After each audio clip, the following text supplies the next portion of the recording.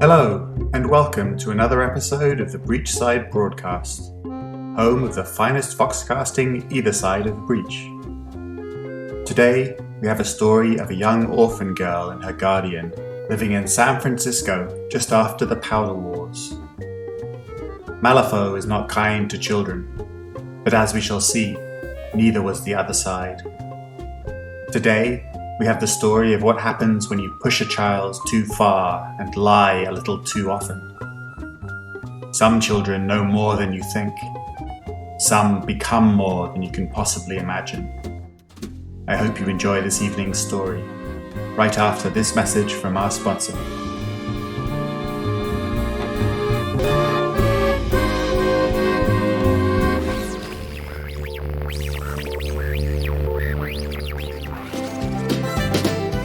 This episode of the Breachside Broadcast is brought to you by Bertleby's Chalk Shop. We sell a wide range of chalk in a huge selection of colours, including cloud white, off-white, light grey, and of course chalk white. Our chalk is perfect for everything from drawing summoning runes on cave walls to creating magical patterns on floorboards for esoteric rituals. All the greatest practitioners of the arcane arts use chalk from Bertleby's. You can even use it for hopscotch. And remember, if your spell goes well, you can chalk it up to Bertleby's.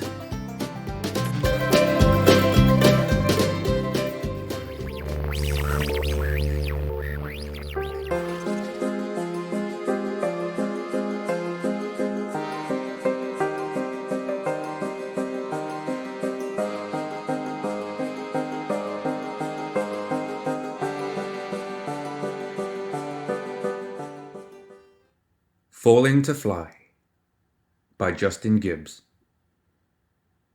San Francisco, 1890, 7 years before the reopening of the breach. Sometimes it was a bloodstain or a steaming pile of innards. This time the man's bones had heated so fast that they had splintered into shards and stuck into the hard rock walls of the dank basement. Anna was on her hands and knees, pulling them out with an old pair of pliers. As grisly as this mess seemed, she was glad she didn't have to scrub anything out this time. A little change every now and then was welcome. "Are you done yet, girl?" Mistress called from the top of the stairs. She was an intimidating woman, with golden blonde hair and piercing blue eyes. Anna gave a slight shiver at the sound of the voice. "Almost, mistress. They're stuck in pretty good this time." "Well, when you're done, come on up. Supper is waiting for you at the table." She turned and went back into the main part of the house. Supper? At the table even, Anna thought as she kept pulling. This was a new development. Since Mistress had claimed her from the orphanage 2 years ago, Anna had never eaten at the table. Hell, she'd hardly eaten. Her life had been grueling work, scrubbing doors, preparing rituals, carrying loads, and the occasional kick to the ribs or blow to the face when Mistress thought she hadn't worked fast enough, of course. But the past few weeks had been different.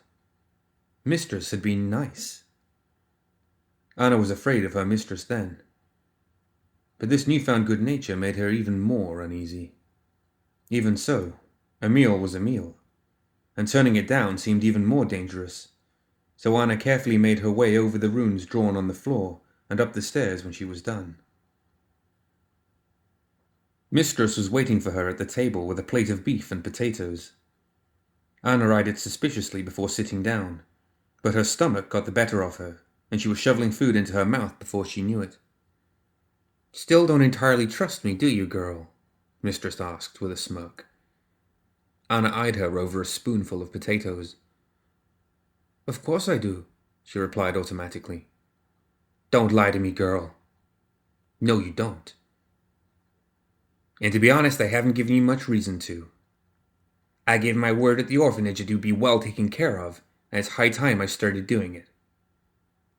Anna said nothing. She just kept shoveling food into her mouth. Her mistress carried on. We'll get you some proper clothes, not those dirty rags, and start you in school. Would you like that? To go to school with all the other children? Not particularly, Anna said around a cut of beef. Well, it's going to happen. Mistress eyed Anna curiously.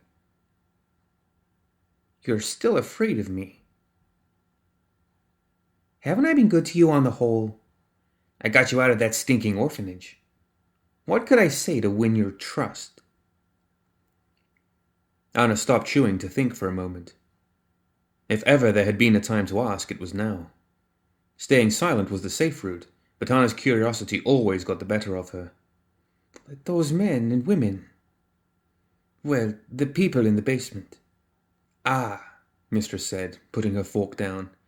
Have you ever heard of Malifaux, Anna? Of course she had. Everyone had. But pretending to know less than she really did had spared her a lot of kicks in her time. Both because people are less likely to kick a poor dumb orphan girl, and because Anna always tended to know a little too much. If Mistress found out Anna could read, and had been in her library, Anna cleared her head of the horrid thought and just shook her head no. It was a city, Mistress explained. A city in another world. Almost 100 years ago now, people found their way to it. And that's where all the soul stones we have come from. You know what soul stones are, don't you? This was a safe question. They're what you're in charge of. Very good, yes. They're what I'm in charge of. Well, people can't go to Malifaux anymore, so we can't get any more soul stones. That means we need to be very careful with the ones we have. They are the greatest source of magic left. And I am responsible for recharging the stockpiles that the guild keeps here in San Francisco. Do you know how soul stones work, Anna? According to the books you'd stolen from the library, nobody really knew, although there were many conflicting ideas. One school of thought theorized that the stone's crystalline structure was attuned to capture magical energies and could be used to release them at the proper time.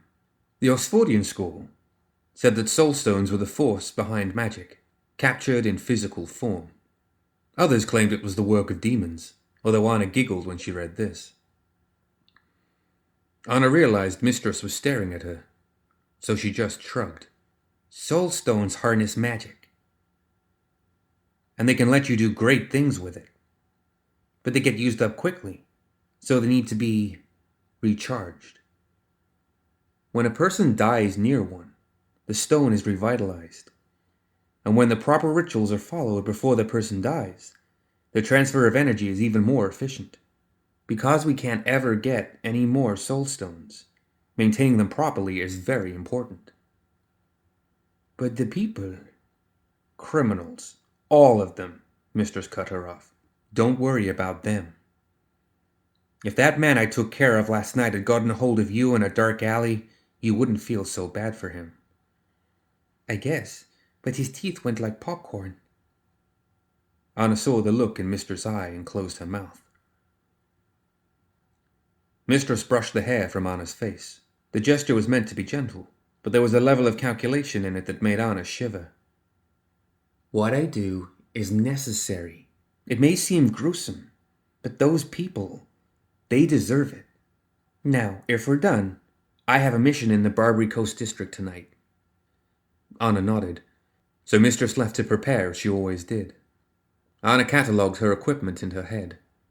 Collier army pistol, boot knife, 3 soul stones, and the wings. Oh, the gleaming golden wings.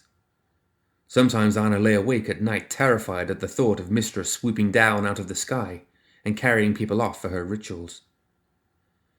But other times, Anna imagined she was the one flying.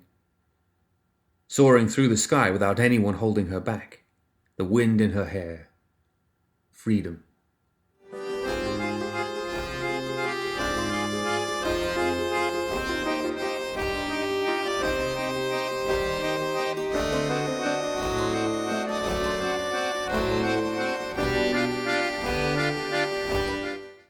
The next day, Anna started school.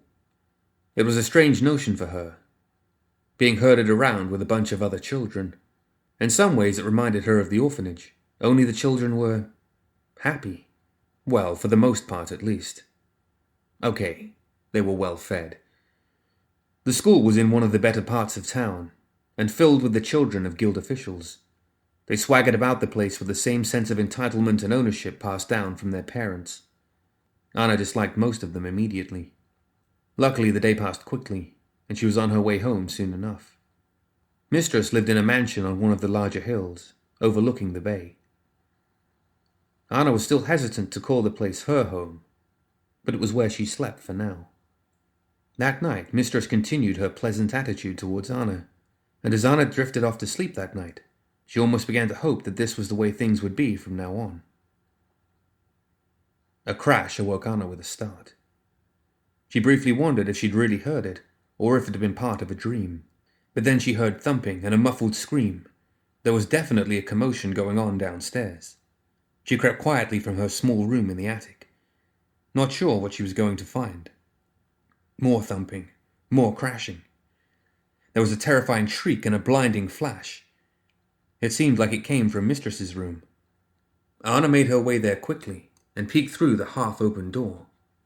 The air smelled of thick, acrid smoke, and there was a pile of ash on the ground. There were 2 men in the room.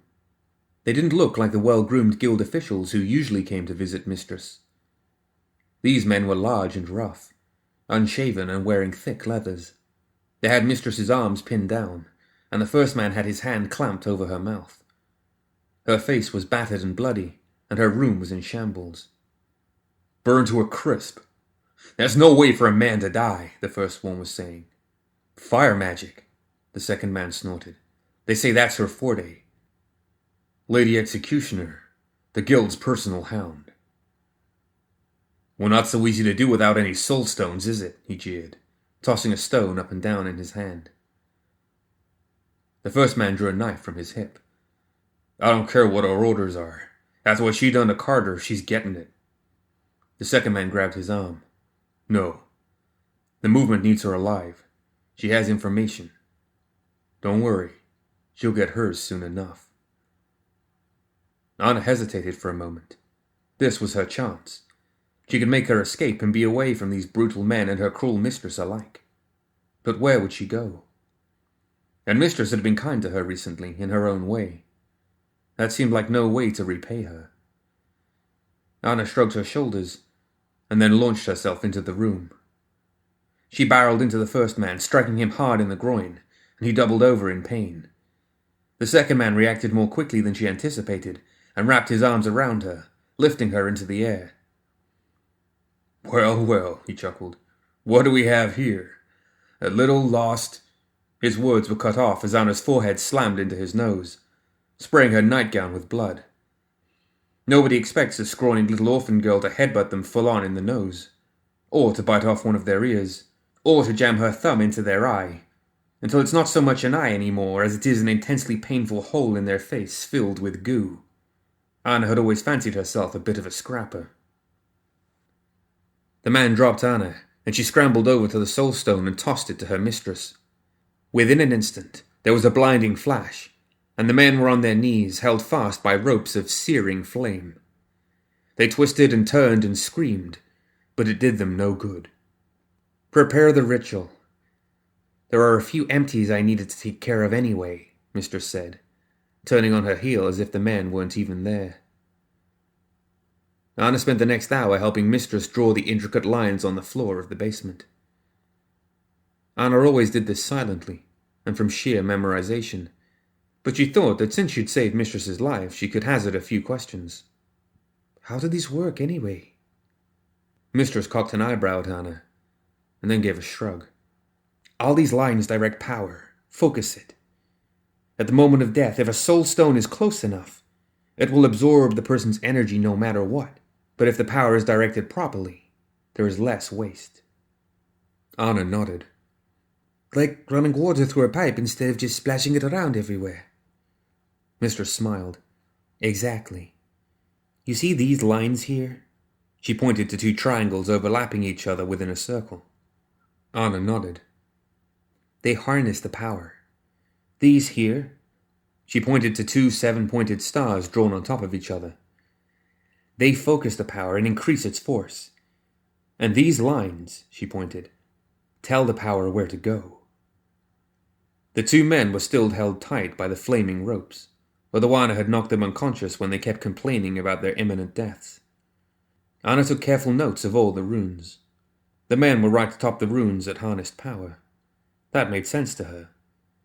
It would leave them and be directed to the stones. For the first time, she looked at the familiar patterns on the floor and began to read them. The men's souls, or essence, or whatever powered soulstones, would be harnessed by the runes beneath them at the moment of death, channeled along the basement floor, increased in force by other runes, and then finally make its way into Mistress's soulstones. One of them woke up enough to get a handle of his situation. "Girl," he sputtered, blood dribbling from his mouth. "You don't know what you're doing. You don't know who she is." Anna glanced up. Mistress was across the room, concentrating on making her runes properly. Anna shrugged. "She's my mistress." "No. She's a monster. She works for the guild. They think they have conquered the world, and they use the likes of her to enforce it. We may have lost the powder wars, but... Having a nice little chat with my pupil, are you?" Mistress was looking up from her work and dusting off her hands. "No matter. We're about done here anyway." She turned to Anna. "Girl, get back." Anna knew what was coming next and flattened herself against the back wall. Mistress drew her collier and shot the man in the head without further comment. As the contents of his head spattered against the concrete, his body began to glow with vibrant green light. Anna could feel the heat on her face as the body began to cook with the effects of the magic. The green light flowed along the runes, growing brighter at points, before finally settling into a pair of soulstones carefully placed atop another set of runes. After the man's friend had suffered the same fate, Mistress left Anna to clean up the mess.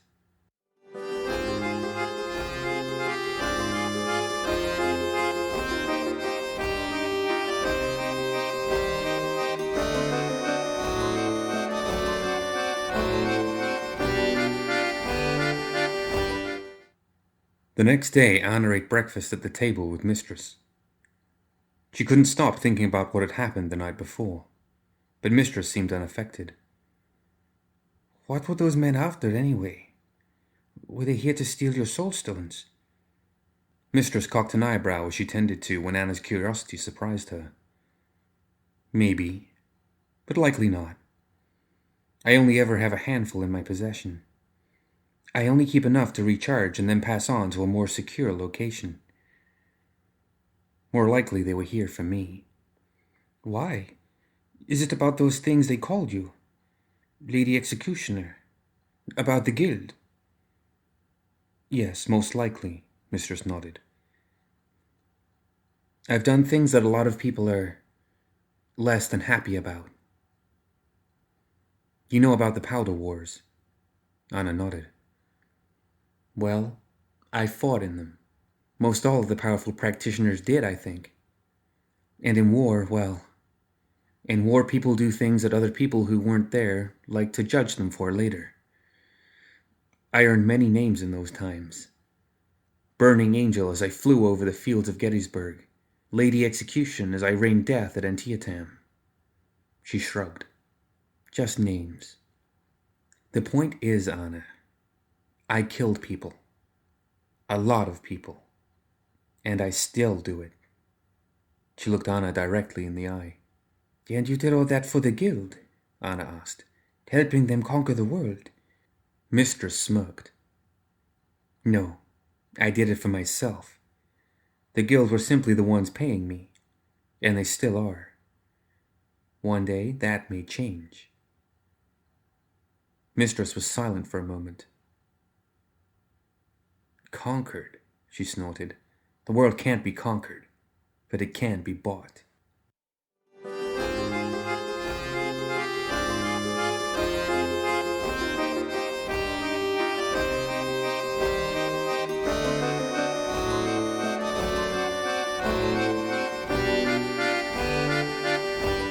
The next few days passed almost pleasantly.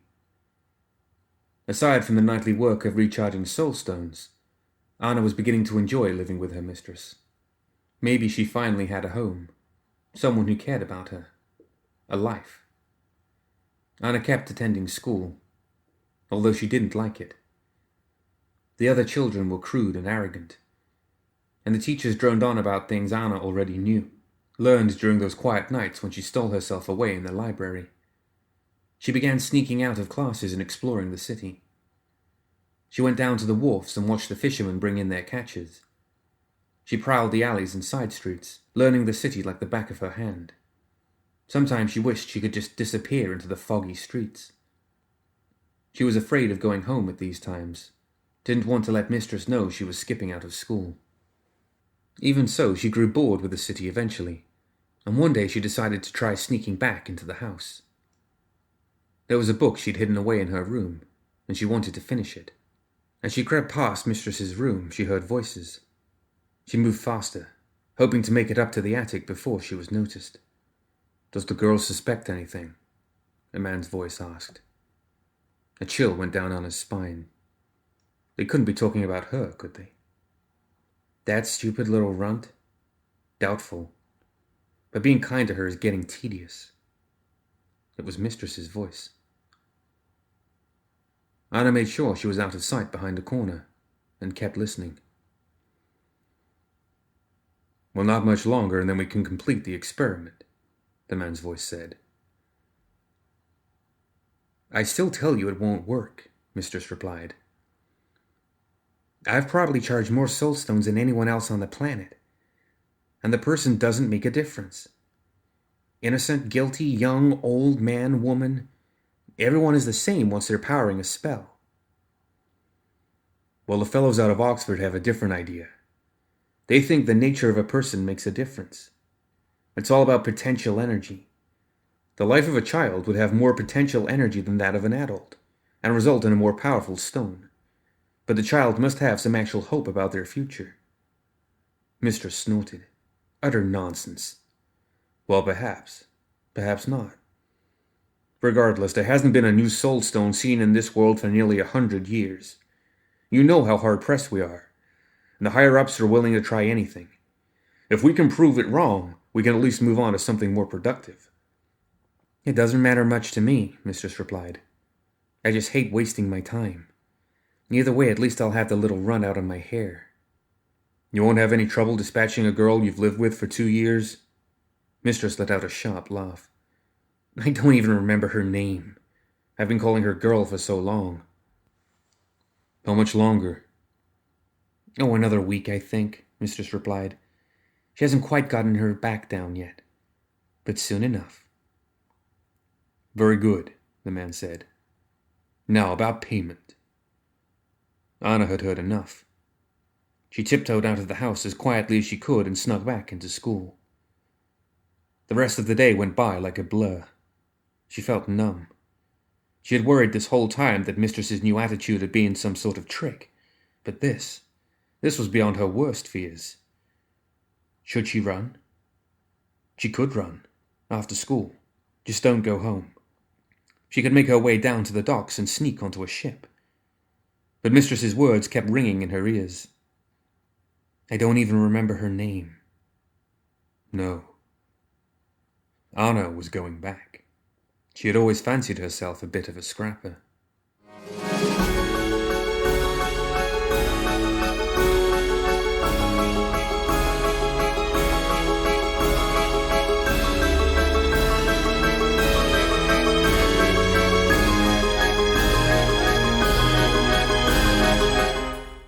At dinner, Anna tried to act her usual self, asking questions about anything that popped into her head, but she kept staring at Mistress with empty eyes. She knew she should be afraid. She knew she should be angry, but the anger had burned like a fire inside of her, until there was nothing else left. She was just an empty shell, a host to a cold, calculating rage. That night she helped Mistress prepare the ritual as usual. At least almost as usual. These lines, they direct power, she thought to herself, and these lines amplify it. There were 2 men tied up in the basement, thrashing around. Anna wondered briefly, as she often did, who they were and what they'd done to be caught here. Had Mistress simply plucked them off the street? Were they criminals? Did they defy the guild? Most nights she wondered these things out of a strange mixture of guilt and curiosity. But tonight... When the runes were drawn, Mistress picked one of them and drew her collier with her usual casual pragmatism. Anna braced herself against the wall, curling into a ball and covering her face with her hands. The shot rang out, and as the man died, the strange light surrounded his body and flowed along the runes. The flash was blinding, and the force of the explosion hit Anna like a boot in the head. She hadn't expected that. She didn't account for that amount of force being unleashed in the enclosed basement with nowhere else to go but into their bodies. Anna staggered from where she'd curled herself into a ball. Blood was seeping out of her nose and eyes, and there was an intense ringing in her ears. The basement spun as she tried to walk. Looking around, she realized she was the best off. Mistress was lying on the ground in a pool of blood. A low moan escaped her lips as she tried to turn herself over. The right arm of the second bound man had been blown completely off, and he didn't seem to be conscious. Anna made her way carefully over the 3 runes that amplified power with lines pointing out in all directions. Perhaps 3 had been a bit excessive. She picked up a piece of rock that had been dislodged from the wall and stood over her mistress. "Well, girl," Mistress said with a smile, blood filling in between her teeth. "It seems you have learned a thing or 2 from me."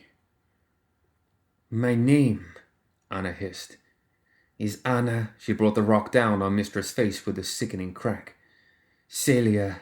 The rock came down again, blood spraying into the air. "Keris." One more blow and there was nothing left of Mistress' face except a gory puddle. Anna let out a deep breath. The cold rage that had flowed through her left, and she dropped the bloody rock onto the floor. And then she was alone with the bound man. She looked down at his crumpled form, and he let out a low groan, letting her know that he was still alive. She hesitated. She had hoped it wouldn't come to this. Mistress had always told her these people were criminals, thieves, murderers. She didn't want to end up at the mercy of one. On the other hand, Mistress had never been much for the truth. Anna shrugged as she made up her mind and untied the man. He coughed as he began to regain consciousness, and Anna helped him sit up. "Thank you," the man said. "What happened?" "I botched the ritual a little bit," Anna smirked. "It seems my mistress died in the blast. Very clumsy of me." The man blinked in surprise. "Yes, indeed." "Well, we should both be out of here before the guild check in," Anna said. "Strange noises and explosions aren't too uncommon for this house, but I know an official will be by in the morning." "Agreed. Help me up." The man offered his remaining hand and Anna helped him. "I owe you a debt. Perhaps one day I will be able to repay it." "Don't worry about it," Anna replied. "For now, let's try to both stay alive." Anna knew where the bandages were, and did her best to stem the bleeding, so the man, whoever he was, wouldn't die. She had seen enough people die already. Then she went through and quickly tried to throw anything of value into a small travel sack. Soulstones, scrip, coins, medicine were all coming with her. Mistress had quite an array of weaponry. Anna took a pistol and a knife just in case. She briefly considered the flamethrower, but left it as impractical. She went through drawers and cabinets as quickly as she could, but as she opened a hidden panel she'd seen Mistress use, a gleaming caught her eye. There was a brilliant golden pair of metal wings.